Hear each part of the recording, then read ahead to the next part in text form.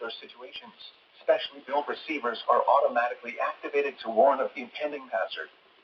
Tests of these receivers are normally conducted by the National Weather Service every Wednesday between 11 a.m. and noon. When there is a threat of or existing severe weather in the area, the test will be postponed until the following day.